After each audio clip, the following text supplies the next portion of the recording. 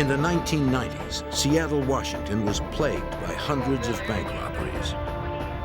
Most of the thieves were caught, but one continued to elude the FBI. Wearing a disguise, he stole millions, threatening to kill anyone who got in his way. With no leads and little evidence, agents feared the only way to stop him was to catch him in the act.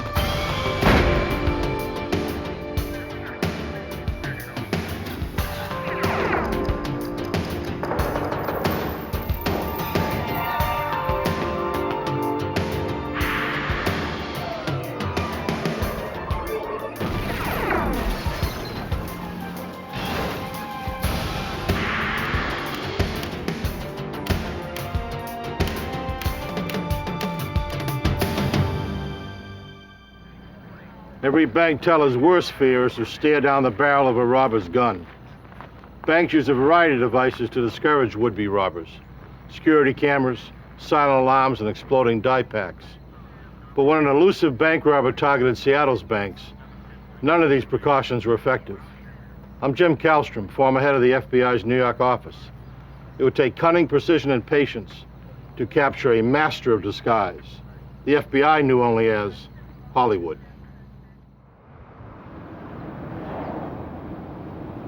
Seattle, Washington, 1992.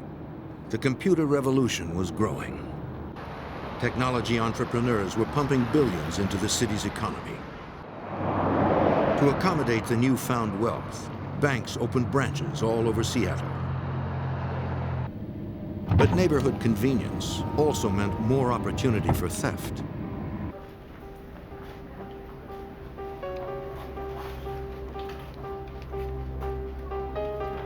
On the afternoon of June 25th, at Seafirst Bank's Madison branch, It's a robbery! two masked gunmen threatened to shoot anyone who did not comply with their demands.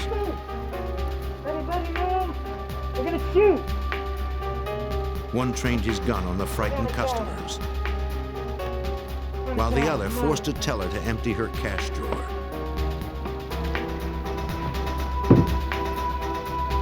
Stay down!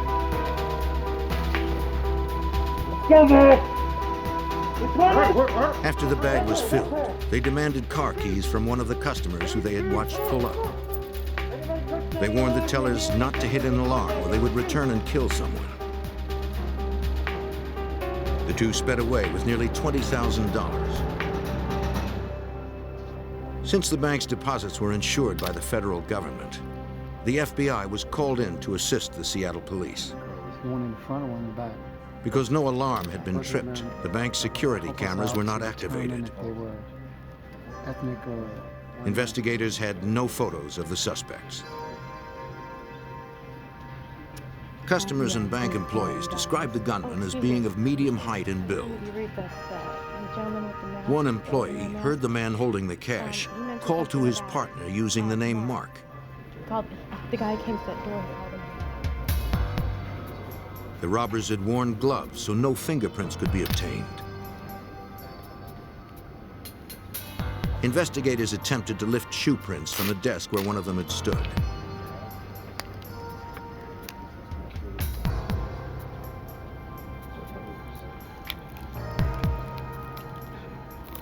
Partial treads were recovered, which investigators believed were made by sneakers. Agents recorded the license plate number of the customer's stolen car, a Cadillac sedan. Hours later, the stolen Cadillac was discovered abandoned in a neighborhood close to the bank.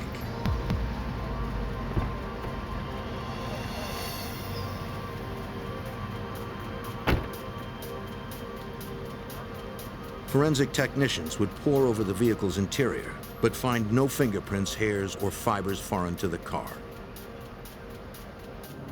7 weeks passed with no leads. Then, on Friday, August 14th, This is a robbery! Everybody the same down, bank was down. robbed again. Jump! Though the thief struck alone wearing a new disguise, one of the tellers believed it was the same man. He appeared to be wearing theatrical makeup. We didn't trip off any alarms. Fill that up. His take was more than $8,000, and it was just the beginning. Over the next 3 months, the same man hit 4 more Seattle area banks. Each time, a solo gunman wearing theater makeup, a hat, and dark sunglasses was responsible. He brandished a Glock 9mm pistol and threatened to kill anyone who tried to stop him.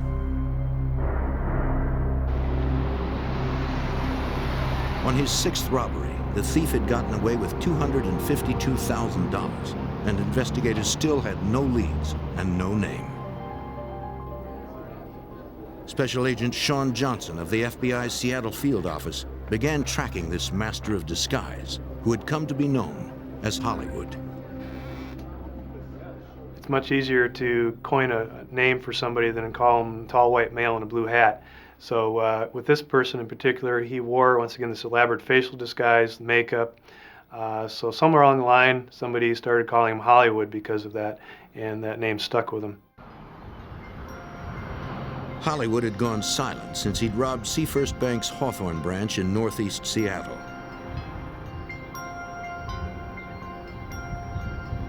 His take from that location exceeded $250,000.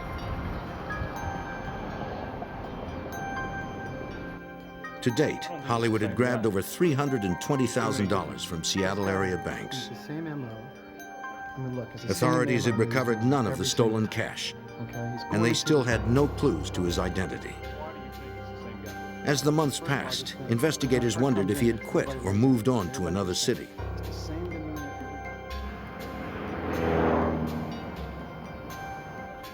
Then, on November 24th, 1993, just over a year since his last heist, Hollywood struck again. Brandishing his trademark Glock pistol, Hollywood herded the customers together. Don't move. Money on the counter. He returned to Seafirst Bank's Hawthorne branch, the bank he had previously hit for more than $250,000.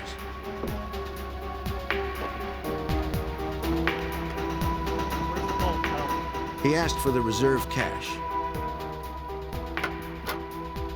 Unsatisfied with the cash drawer take, he ordered a teller to let him into the vault in a back room.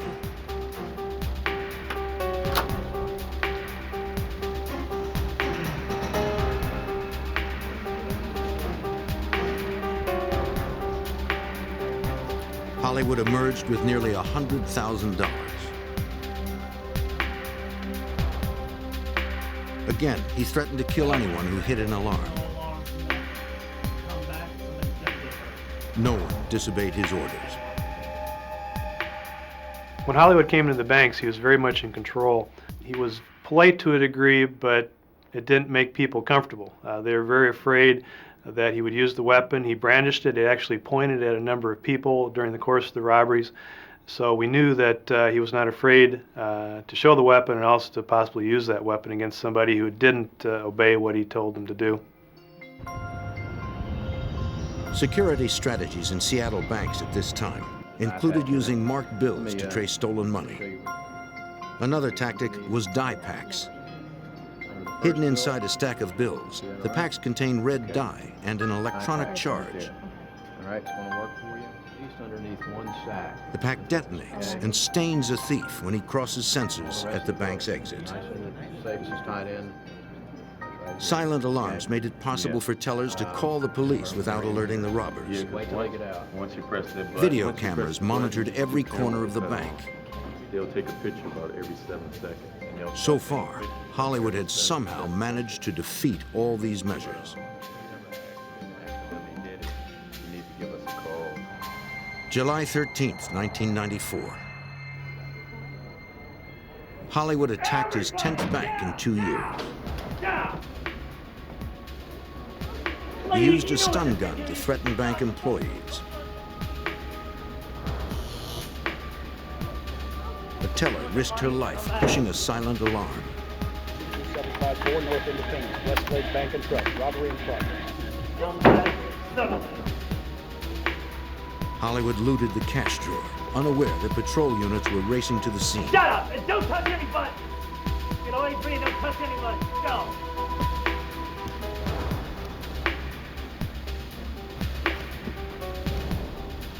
All right, good. He fled with nearly $112,000. A witness outside the bank saw him get into a dark blue Dodge Caravan. The second person drove it. The witness was unable to see the vehicle's license tag.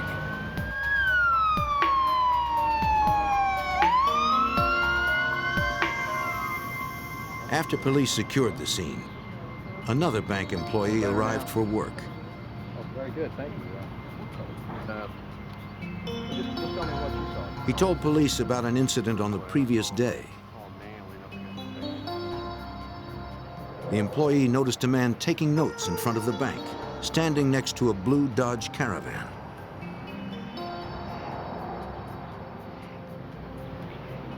The witness said he was too far away to get a good look at his I face. appreciate you coming forward. And, if you can think of any other details. To Agent Johnson, it appeared that Hollywood studied the locations before striking. He would scout out the banks days before, get a feel for the layout, who came, who went from the bank at given times. Hollywood's planning was paying off. He had gotten away with over $660,000. He struck most often on Wednesdays or Thursdays. The next time he appeared was 6 months later. As he filled his bag, the teller overheard a radio call from beneath his coat urging him to exit. When he passed the bank's sensors, a dye pack exploded. For the first time, he had failed in a robbery attempt. A witness outside the bank took down the license plate number of the getaway car. Special Agent Johnson was able to trace the vehicle. We ran the license plates from the cars, and they came back to a couple who lived in Tacoma, Washington, south of Seattle. So I went and talked to the couple to find out how their car had been sold. They had advertised the car in a local paper. The buyer paid $1,200 in cash without test driving it. The couple described the buyer as a white male in his late 30s or early 40s, of medium height and weight. Based on their description, a sketch artist created a likeness of the suspect. The FBI now had their first glimpse of what Hollywood might look like.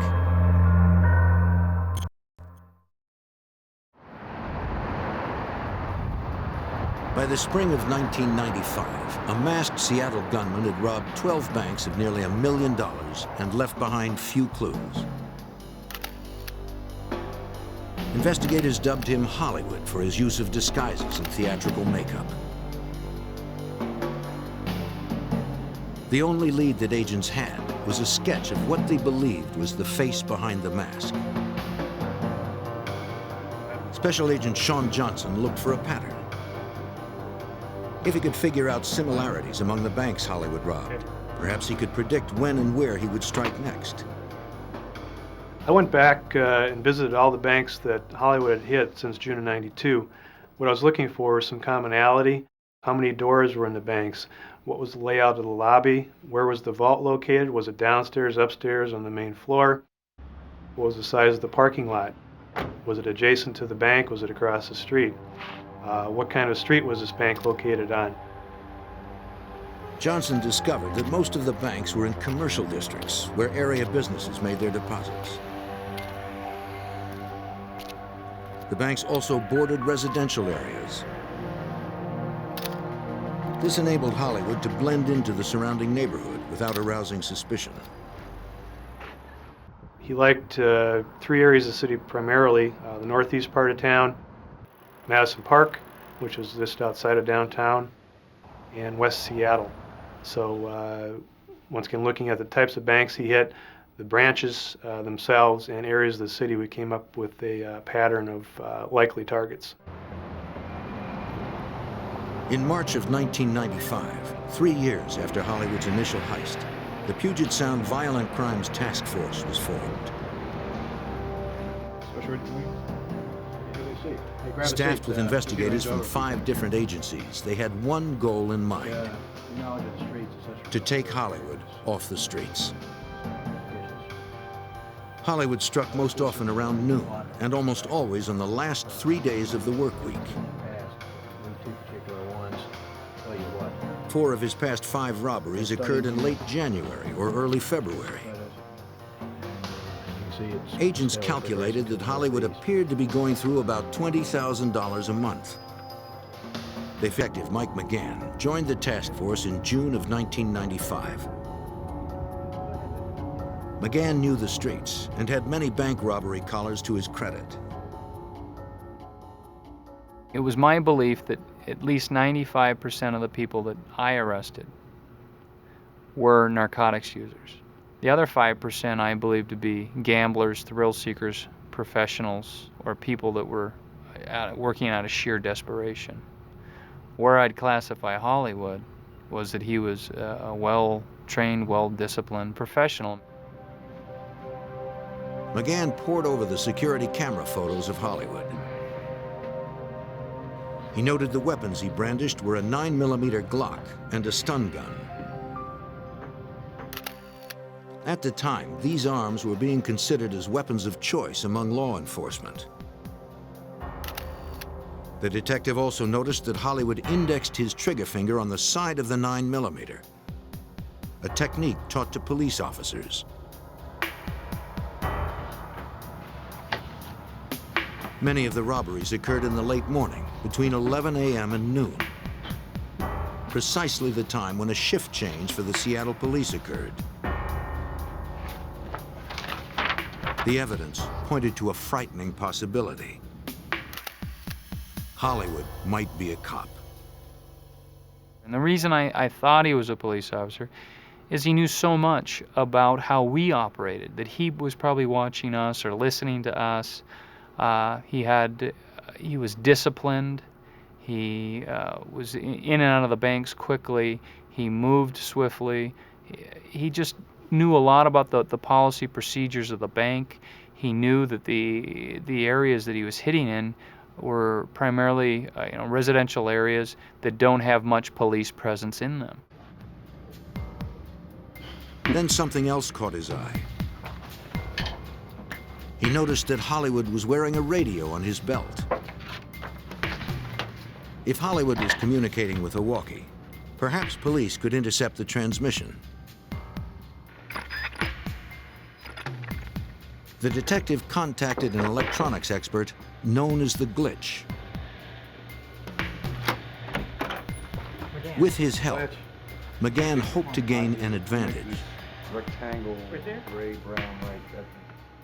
I had sat down with this person and showed him the surveillance photographs of Hollywood and the two-way radio he had, and he was able to determine the frequency most common to those radios that he would work off, and it was 2 different frequencies. The Glitch offered to rig up a scanner in McGann's unmarked car. 329.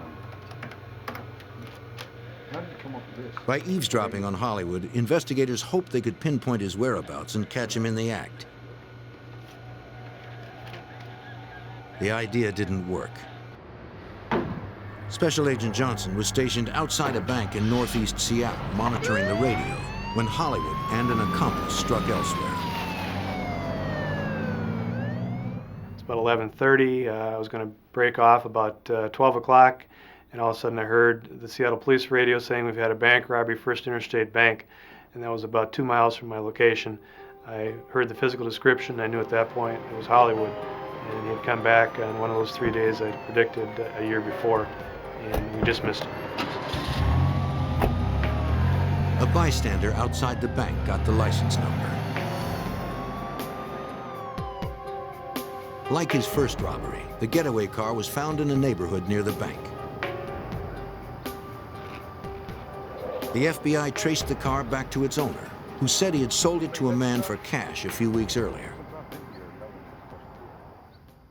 I had the owner come up and look at the vehicle, and I said, "Is there anything different about this car from when you sold it?" And he said, "Sure."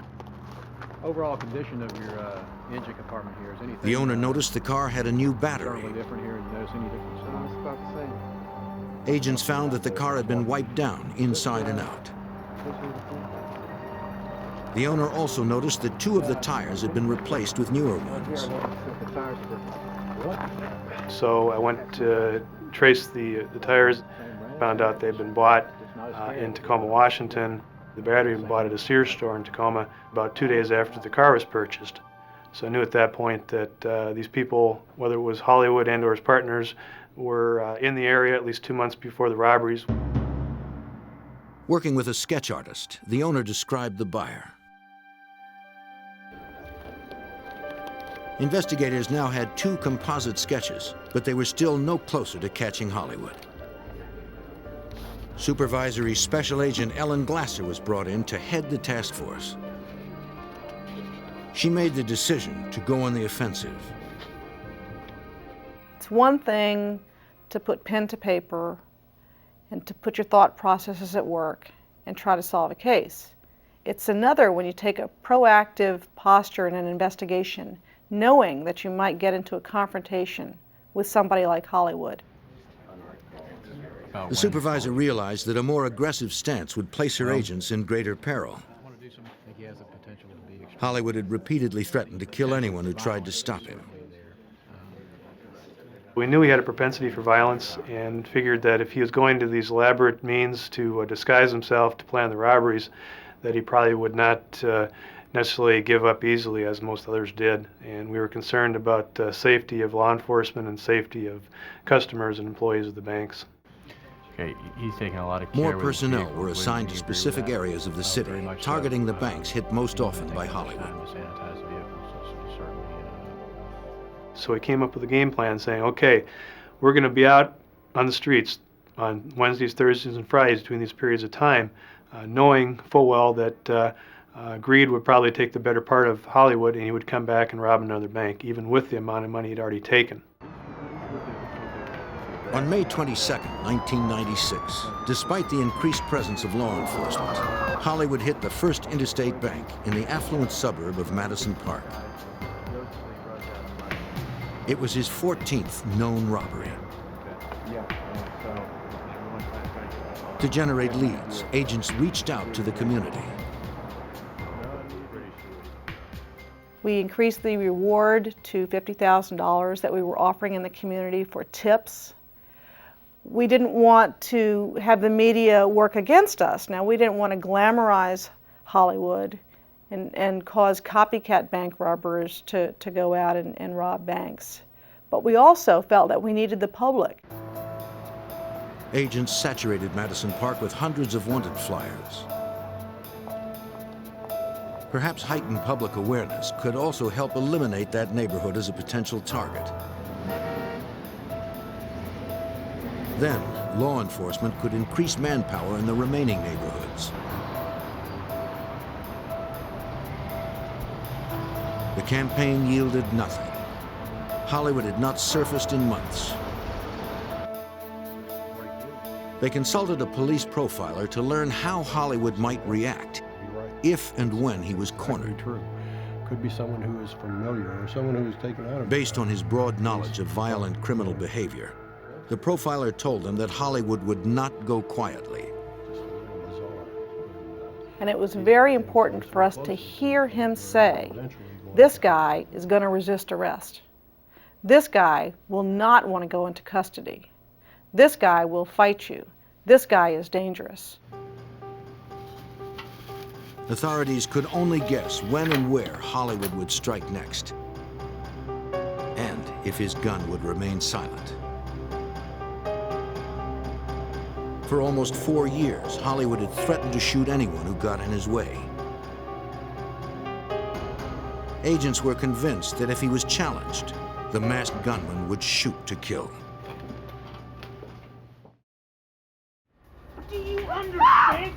By 1996, a masked gunman known only as Hollywood had robbed 14 Seattle banks. Trip off any alarms.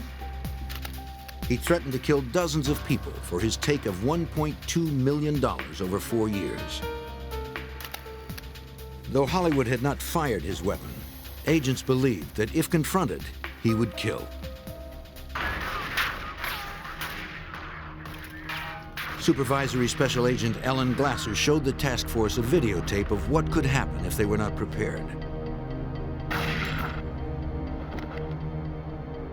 We have been using for training in the FBI a video of the tragic firefight that took place in 1986 in Miami, where we lost 2 of our agents and several other agents were wounded. What they were doing that day is they were on a surveillance for 2 dangerous bank robbery suspects.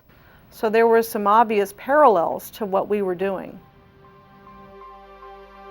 On April 11th, 1986, the FBI confronted 2 armed bank robbers in Miami. A shootout erupted. The gunmen advanced while the agents were reloading their revolvers, killing 2 of them and seriously wounding 5 others. That Miami shootout was a reminder of how high the stakes were. We can't always be 100% prepared, but we should be thinking, have a plan. All right, come on. Set. Moving. To avoid repeating the tragedy that occurred in Miami, Glasser developed more uniform procedures between the various agencies. The Seattle SWAT team trained alongside Special Agent Johnson. We did extensive training with them, firearms training, felony car stops, how to take people out of cars, different situations and how we'd respond to a bank robbery that Hollywood had committed. And that was all done under Ellen Glasser's supervision. And her #1 concern, of course, was the safety of all the people involved. FBI, get out, get out, get out! Detective McGann knew they needed to make sure all personnel were on the same page. It also gave us a chance to test our communications because the FBI doesn't work off police communications, they had their own. So what we had to do is get everybody on board on the same radio frequency. To prevent the danger of friendly fire, all personnel were required to wear clothing with emblazoned logos. It looked really good otherwise, but you had your head up just a little too long. As Thanksgiving approached, Glasser believed they were as prepared as they could be. 360 is all around. It's not just.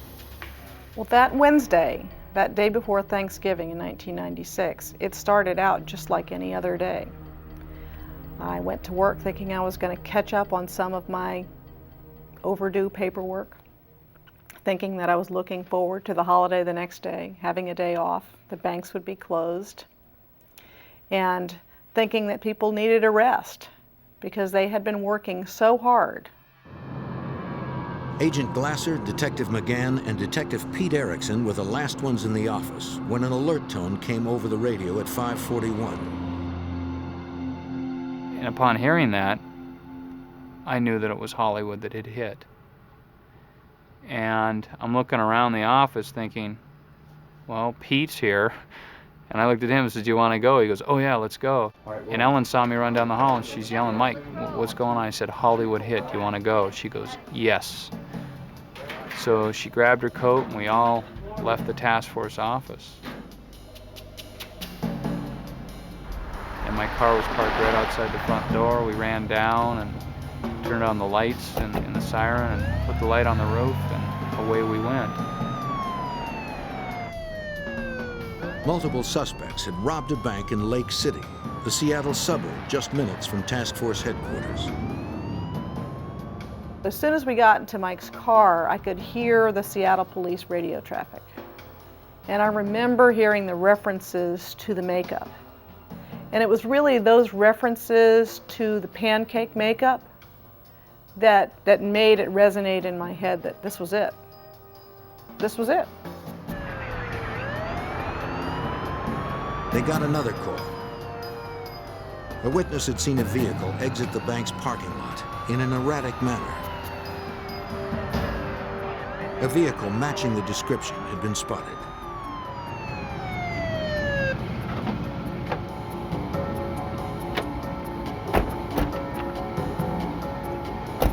The police believed they had found the getaway car.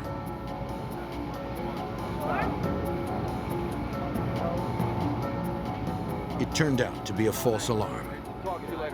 The engine was cold. 20 minutes had passed since the first call. McGann was sure that Hollywood had transferred to a different vehicle by now. He would need a place to change. He would need a place to take that makeup off, that wig off, to change his clothing, to put the weapons, so put the weapons away, or the money. The getaway car there would most likely be a van. Detective McGann continued to cruise the side streets in the residential area near the bank. From past robberies, McGann and Agent Glasser knew this was where he would most likely change vehicles. Some units were responding to one location, and Mike was saying, that's not him, that's not him. He'd patrolled in these streets. He'd grown up in Seattle. He knew every nook and cranny of the town in that area. After several minutes of crisscrossing the main roads, they pulled up behind a white van.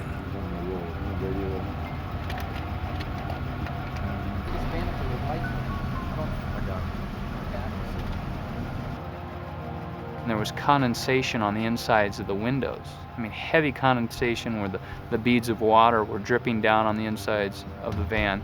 But there were flashlights moving about the van, real quick light, and it had dark windows, tinted windows on it.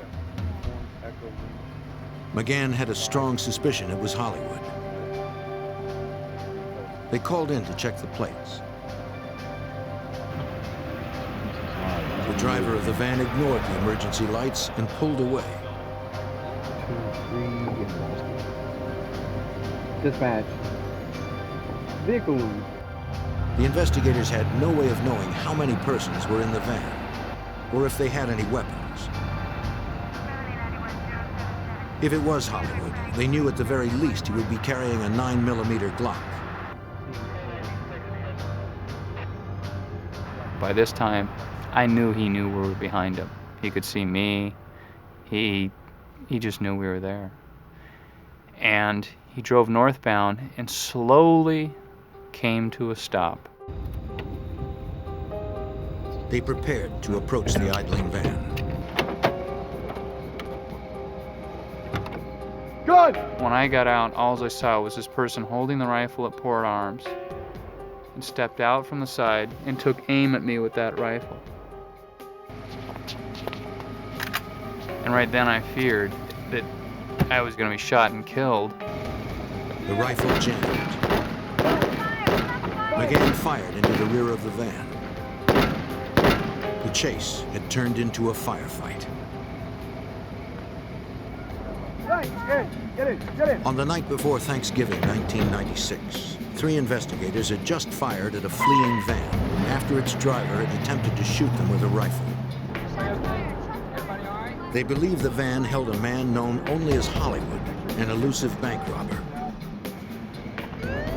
Special Agent Shawn Johnson responded to the call for backup. My pager went off. I looked at it and knew immediately there had been a bank robbery. I called the office and was told that Hollywood, based on the description that they had gotten, Hollywood had just robbed a bank, Seafirst Bank, Lake City branch in the north part of town. Still several miles away, Johnson raced to the location.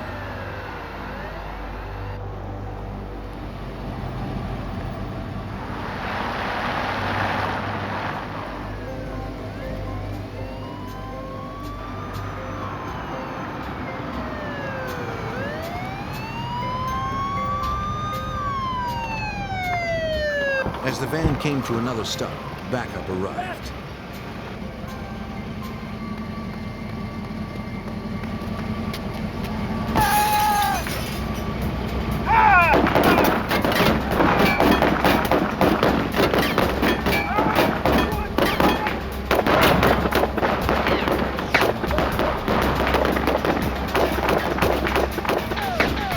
The gunman ducked back into the van and the chase resumed.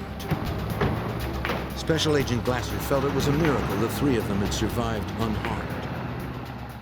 I think that's partially by the grace of God, because these rounds were found in the windshield of the car that was behind us, so they went right over us. They continued to pursue the unidentified gunman through the residential neighborhood. The agent updated their new position for approaching units.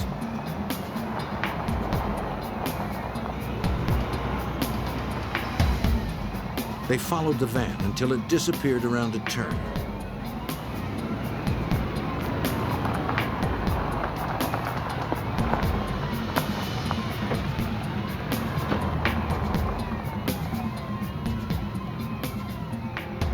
Fearful he might be driving into an ambush, McGann got out and continued the pursuit on foot.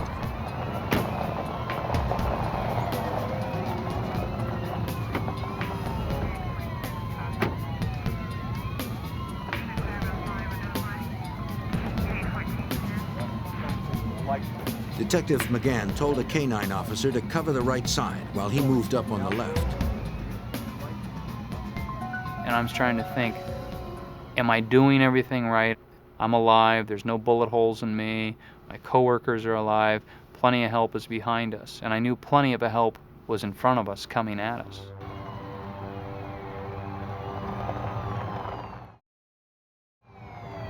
Up ahead, they could see the lights from an approaching Seattle police cruiser.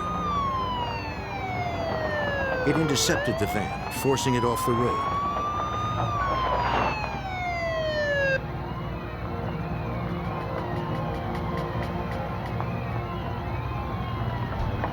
The van had come to rest in the front yard of a house. Investigators still had no idea how many were in the vehicle. Right.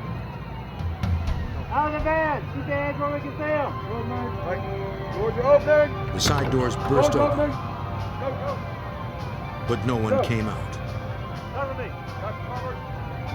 Out of the van! Keep your hands out where we can see them! Keep your hands out! 2 men, badly wounded, were pulled from the van. Keep your hands out! One suspect had taken 3 rounds. The bullets had penetrated his left shoulder, thigh, and stomach. The other had been hit in his right shoulder. When I looked down at him and said, "What's your name?" And he said, "Steve." I said, "Steve what?" And he said, "Steve Meyers." And I said, "Are you Hollywood?" And he says, "No." The other suspect was taller and heavier than the gunman from the security camera photos. Police believed he was not Hollywood either.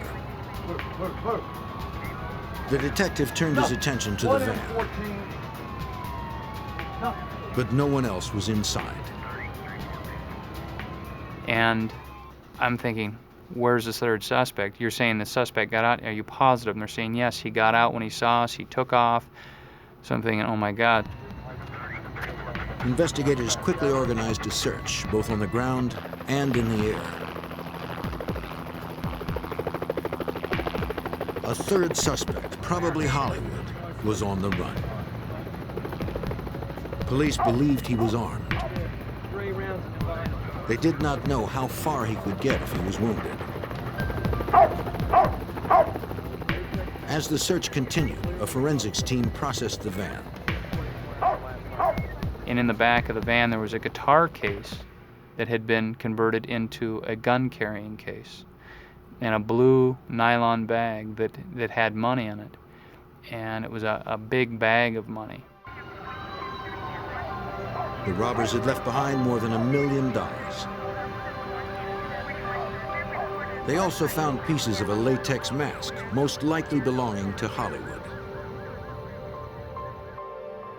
Scattered around the blood-soaked interior, investigators found an assault rifle, a semi-automatic shotgun, 2 pistols, and several boxes of ammunition.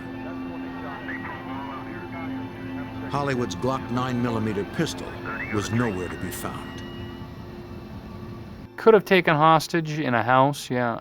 That did cross my mind that, you know, maybe he ran into a house and was holding a family hostage and would hold them until, you know, the early hours of the morning, or until traffic died out, or he could be watching us. He could be one of us. Wherever he was and whoever he was, Hollywood had eluded the FBI once more. After 4 years of pursuit, the masked bank robber known as Hollywood had eluded capture again following his 15th known bank robbery. But 2 of his accomplices had been taken into custody. One was identified as Mark Biggins. Biggins had been Hollywood's accomplice in 3 of the robberies, including their first. He wore the Reagan mask. The other accomplice was Steve Meyers, the man who drove Hollywood's getaway cars. Special Agent Johnson pressed Meyers for Hollywood's real name. You need to tell me who this person is, where he is. And he finally said, okay, I'll tell you. The person you're looking for is Scott Scurlock. Scott Scurlock wasn't a police officer. He was a local actor.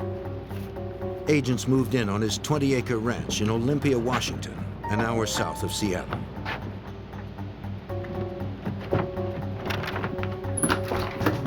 Yeah, search warrant.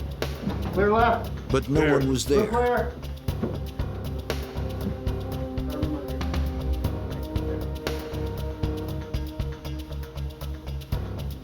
Investigators found a semi-automatic 9mm Glock. Okay. Secured up. And our 9s. All right, take it out. Agents recovered $23,000 in cash.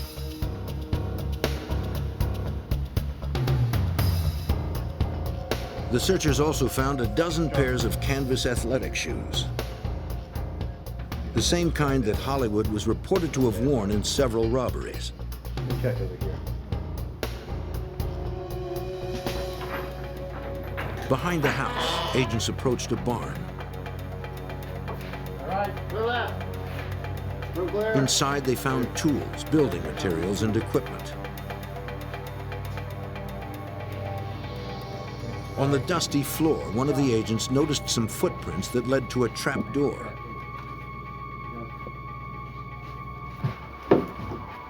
It opened into an underground chamber. See a light switch anywhere? Right here. Agents had no way of knowing if Hollywood was hiding there with a gun. Yourself.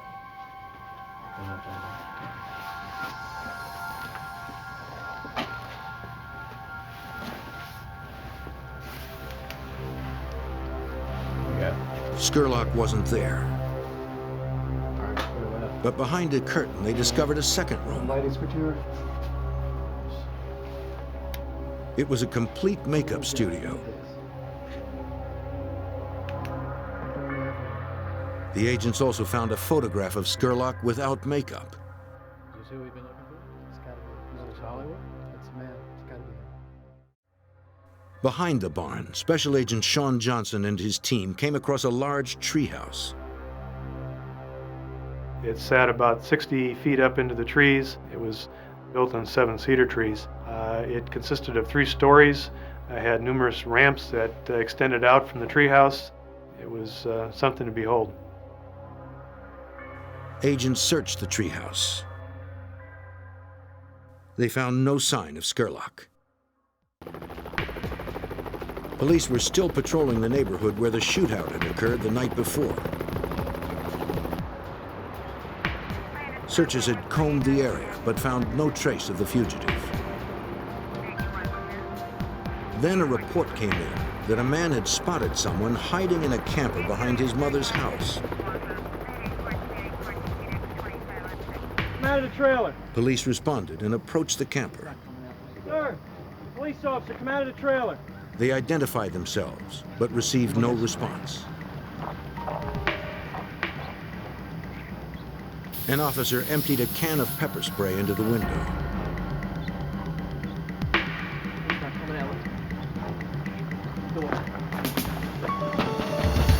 Police, come out of the trailer.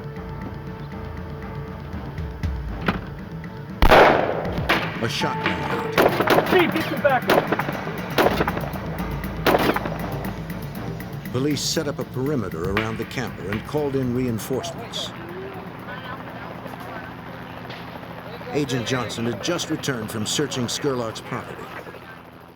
Within minutes of arriving at the office, having not even unloaded any evidence, I heard on the Seattle police radio shots had been exchanged at a location about 2 blocks away from the previous night's events.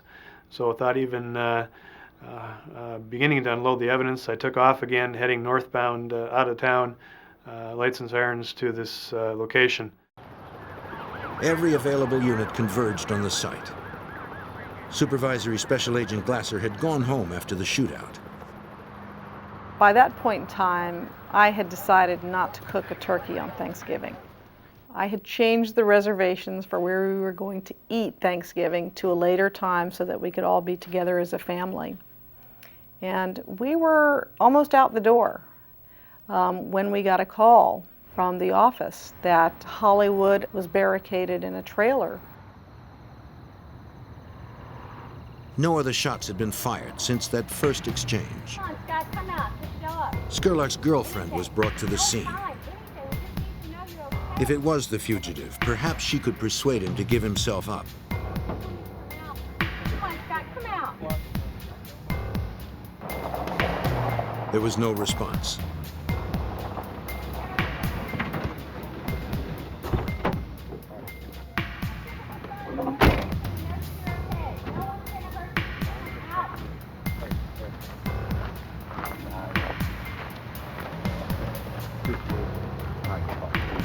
Nobody knew for sure who was in the camper. Out of options, the SWAT team was called to action.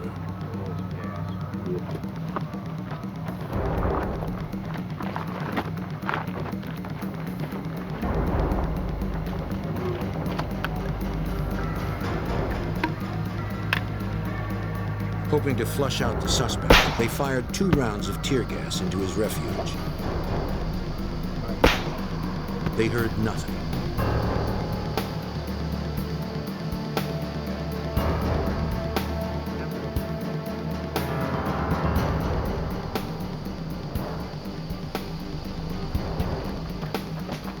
SWAT members entered cautiously. And the initial radio communication from the SWAT team said there's lots of blood, but we see no body. And my first reaction to that was, is this guy a ghost or what? How can there be no body? And then just seconds later they say, we've got a body. Through the smoke, a white male could be seen lying lifeless on the floor. A gun near his head.